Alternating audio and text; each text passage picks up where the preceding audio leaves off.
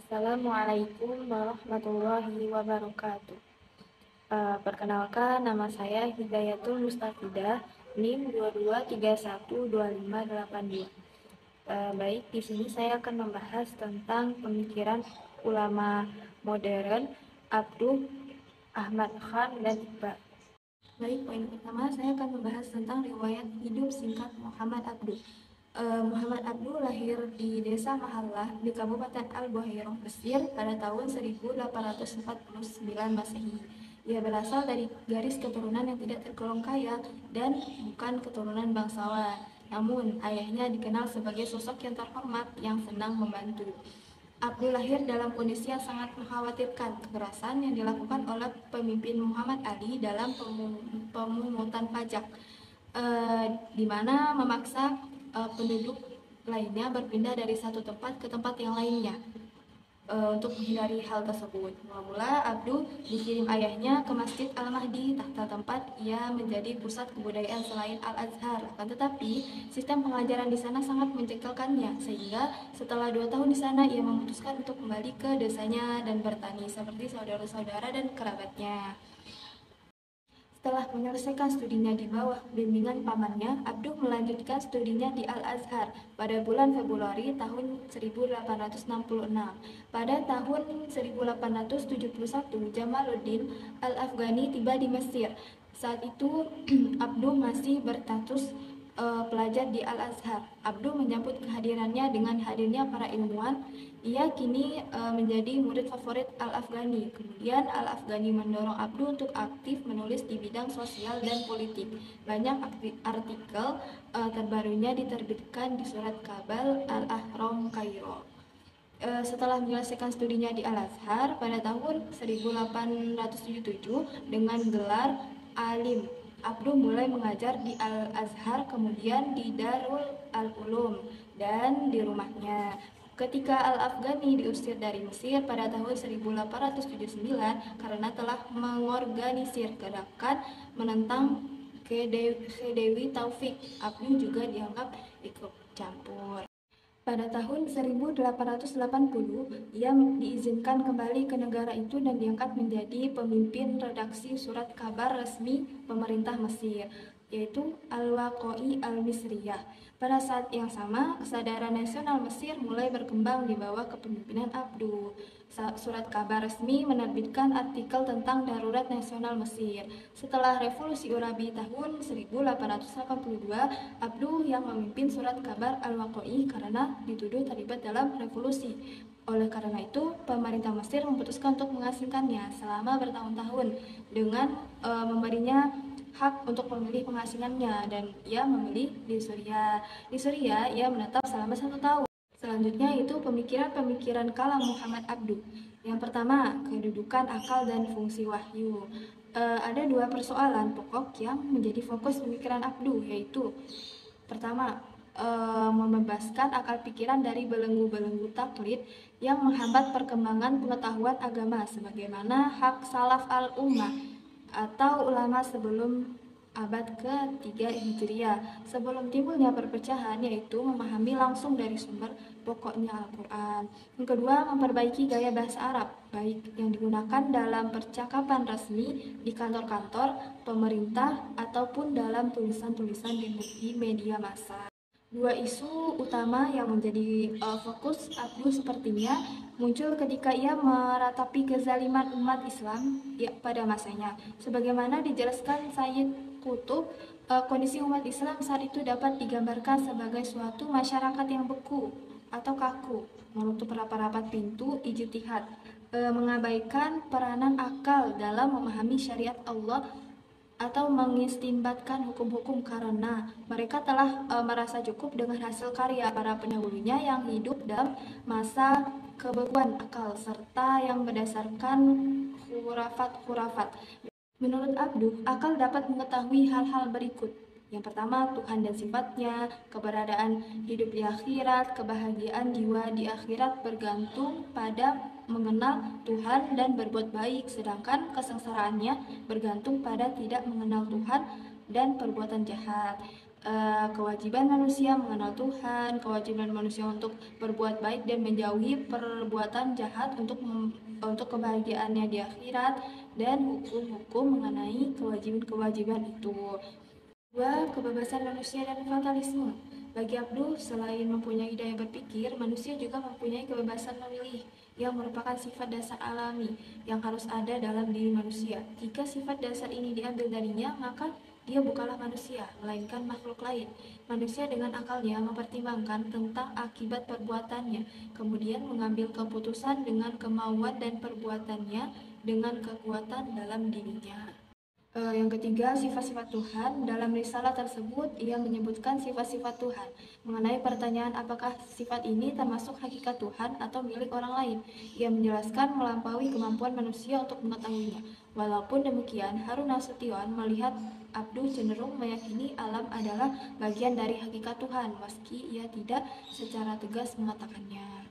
Yang keempat yaitu kehendak mutlak Tuhan. Percayakan kebebasan dan kemampuan manusia. Abdul percaya bahwa Tuhan tidak mutlak. Tuhan membatasi kehendak absolutnya. Dengan memberikan kebebasan dan kemampuan kepada manusia, kehendak mutlak Tuhan juga dibatasi oleh sunatullah dan tidak dapat menyimpang dari sunatullah yang telah ditetapkan Tuhan. Dengan kata lain, Tuhan dengan kehendaknya membatasi kehendaknya dengan sunatullah yang ia ciptakan untuk mengatur alam. Yang kelima, keadilan Tuhan. Karena menganugerahkan kekuasaan yang besar kepada akal dan kebebasan manusia, maka Abdul cenderung memahami untuk mengkaji dan tidak hanya dari segi kemutlakan Tuhan, tetapi juga dari segi kepandangan kepentingan manusia. Ia berpendapat bahwa alam diciptakan untuk banyak manusia dan tidak ada ciptaan Tuhan yang bermanfaat bagi manusia. Mengenai keadilan Tuhan, beliau memandangnya bukan dari segi kesempurnaan, melainkan juga dari segi rasional manusia. Sifat ketidakadilan tidak dapat dikaitkan karena ketidakadilan tidak sesuai dengan kesempurnaan alam semesta. Yang keenam, antropomorfisme.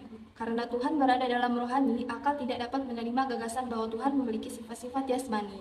Abdul yang memberi akal kekuatan yang besar berargumen bahwa mustahil esensi dan sifat-sifat Tuhan mengambil bentuk tubuh dari makhluk-makhluk di alam ini. Kata-kata seperti wajah, tangan, dan duduk harus dipahami sesuai dengan makna yang diberikan oleh orang Arab. Dengan demikian, kata Al-Asi dalam Al-Quran berarti kerajaan atau kekuasaan, sedangkan kata Al-Kursi yaitu pengetahuan. Yang ketujuh, melihat Tuhan. Muhammad Abdul tidak menjelaskan pendapatnya tentang apakah Tuhan yang rohani dapat dilihat dengan mata manusia pada hari kiamat. Ia hanya menyatakan bahwa mereka yang percaya pada tanzih atau keyakinan bahwa tidak ada ciptaan yang seperti Tuhan setuju dengan kata-kata itu. Kemampuan untuk melihat Tuhan hanya diberikan kepada orang-orang tertentu di kehidupan selanjutnya. Yang kedelapan yaitu perbuatan Tuhan. Abdul yang berpendapat bahwa beberapa tindakan Tuhan adalah wajib. Setuju dengan kaum Mu'tazilah bahwa Tuhan wajib melakukan apa yang terbaik bagi manusia. Selanjutnya itu Sayyid Ahmad Khan. Riwayat hidup singkat. Sayyid Ahmad Khan lahir di Delhi pada tahun 1817 dan dikatakan sebagai keturunan Husain dari cucu Nabi Muhammad melalui Fatimah dan Ali. Neneknya Sayyid Hadi adalah seorang pejabat istana pada masa pemerintahan Alamgir II tahun 754 sampai 759. Ia menerima pendidikan tradisional dalam pengetahuan agama. Ia belajar bahasa Persia dan juga bahasa Arab dan merupakan pembaca yang rajin, membaca buku-buku tentang berbagai subjek. Pada usia 18 tahun, ia bekerja di Serikat India Timur. Pada tahun 1846, ia kembali ke Delhi dan menggunakan kesempatan itu untuk belajar.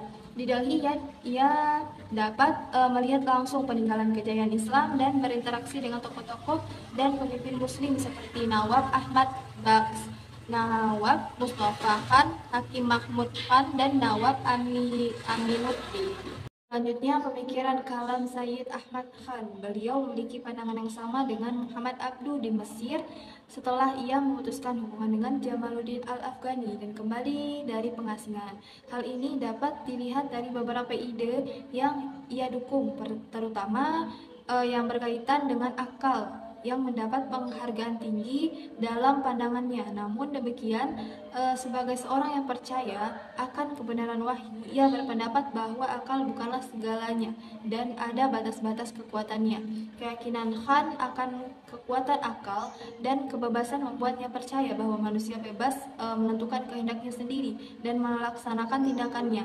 Dengan kata lain, ia berbagi pandangan Qadariyah. Menurutnya, manusia dianugerahi Tuhan dengan berbagai kekuatan, termasuk kekuatan akal dan kekuatan fisik untuk mewujudkan kehendaknya.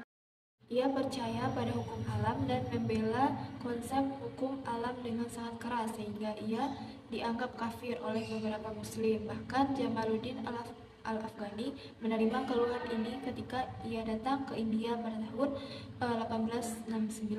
Menanggapi tuduhan ini, Jamaluddin menulis sebuah buku berjudul Ar-Radd ala Ad-Dahriyin, artinya melawan kaum materialis. Jalan dengan Qadariyah yang menentang keras taklid. Khan berpendapat bahwa umat Islam India telah gagal mengikuti perkembangan zaman dan mengalami kemunduran. Gaung peradaban Islam klasik telah menyesatkan mereka, membuat mereka tidak menyadari kemunculan peradaban baru di Barat. Peradaban baru itu didasarkan pada sains dan teknologi. Ini adalah alasan utama kemajuan dan kekuatan Barat. Selanjutnya, Khan berpendapat bahwa Tuhan telah menentukan karakter dan sifat sunatullah dari setiap makhluk yang bersifat tetap dan tidak berubah. Menurutnya, karena hukum alam adalah ciptaan Allah dan Al-Quran adalah firman Allah, maka Islam adalah agama yang paling sesuai dengan hukum alam. Dan tentu saja keduanya sejalan dan tidak ada pertentangan. Dan dengan keyakinan akan kekuatan akal dan hukum alam ini, Khan tidak ingin ide-idenya dirusak oleh otoritas hadis dan perkelahian.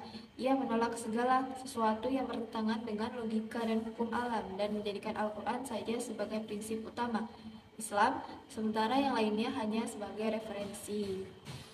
Ia menolak hadis karena mengandung adat istiadat masyarakat Islam. Sebagai hasil dari penolakannya terhadap taklid, Khan menganggap bahwa ijtihad baru diperlukan untuk menyesuaikan ajaran Islam dengan kondisi masyarakat yang terus berubah. Riwayat hidup singkat Muhammad Iqbal. Beliau lahir di Sialkot pada tahun 1876. Ia berasal dari kasta Brahmana Qasimir. Ayahnya bernama Nur Muhammad yang dikenal sebagai seorang yang sangat taat beragama. Guru pertama Iqbal adalah ayahnya, yang kemudian membawanya ke maktab untuk belajar Al-Quran. Ia kemudian mendaftar di Scottish Mission School di bawah bimbingan Mir Hasan. Ia diajari agama, bahasa Arab, dan Persia. Setelah menyelesaikan sekolahnya di Salkot, ia pergi ke Lahore, sebuah kota besar di India, untuk melanjutkan studinya di Government College. Di sini ia bertemu dengan Thomas Arnold, seorang orientalis yang menjadi guru besar filsafat di perguruan tinggi tersebut.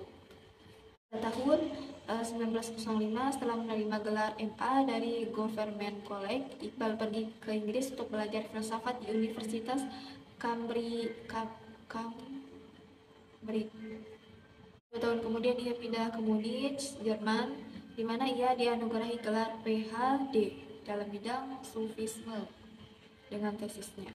Pada tahun 1935, setelah istrinya mendahulunya, penyakitnya memburuk dan ia meninggal pada tanggal 20 April 1935.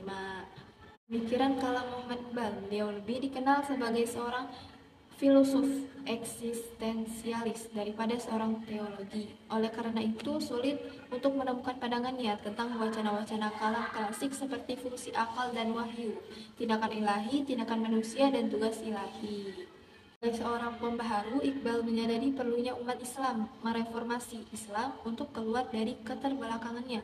Menurutnya, kemunduran Islam disebabkan oleh pembekuan pemikiran Muslim yang tertutupnya pintu ijtihad. Hal ini karena mereka percaya bahwa hal tersebut akan menyebabkan disintegrasi umat Islam dan membahayakan stabilitas politik mereka. Pertama, ada hakikat teologi. Teologi Asy'ariyah menggunakan metode dan pola pemikiran Yunani untuk mempertahankan dan mendefinisikan ortodoksi Islam. Mu'tazilah di sisi lain sangat bergantung pada akal, sehingga gagal menyadari bahwa dalam ranah pengetahuan agama, memisahkan pemikiran agama dari pengalaman konkret adalah kesalahan besar. Yang kedua, pembuktian Tuhan. Dalam membuktikan keberadaan Tuhan, Iqbal menolak argumen kosmologis atau ontologis, serta argumen teleologis yang berusaha membuktikan keberadaan Tuhan yang mengendalikan ciptaan dari luar. Yang ketiga yaitu jati diri manusia. Konsep Iqbal tentang dinamisme memiliki dampak yang signifikan terhadap identitas manusia. Eksplorasi pandangannya tentang masalah ini dapat dilihat dalam konsep ego, yang merupakan ide sentral dalam pemikiran filosofisnya. Dan istilah ini didefinisikan sebagai kepribadian. Keempat, itu dosa. Dalam ceramah-ceramahnya, Iqbal dengan jelas mengatakan bahwa Al-Quran mengajarkan kebebasan kreatif dari ego manusia. Dalam hubungan ini, ia mengembangkan kisah kejatuhan Adam karena memakan buah terlarang, yaitu buah koldi, sebagai sebuah kisah peringatan tentang kemunculan manusia dari kondisi primitifnya yang penuh dengan hasrat naluri. Neraka menurut Al-Quran adalah api ilahi yang membakar hati, ekspresi sedih dari kegagalan manusia. Surga adalah sukacita kemenangan atas dorongan-dorongan yang mengarah pada perpecahan. Yang kelima, surga dan neraka. Menurut Iqbal, surga dan neraka adalah sebuah keadaan, bukan tempat. Melihat hal ini sebagai penyimpangan dari semangat Islam yang dinamis dan kreatif. Islam tidak statis dan dapat beradaptasi dengan perkembangan zaman. Pintu ijtihad tidak pernah tertutup, karena ijtihad merupakan ciri dari dinamisme yang harus diwakili oleh Islam. Dengan Iqbal, Islam menolak gagasan lama bahwa alam itu statis. Menurutnya, Islam mempertahankan konsep dinamis dan mengakui pergerakan perubahan dalam kehidupan sosial manusia. Oleh karena itu, manusia harus diciptakan perubahan melalui kemampuan budinya. Kopi kalau nggak dikasih gula, namanya sih pamit ya. Oke, terima kasih teman-teman semuanya. Dadah.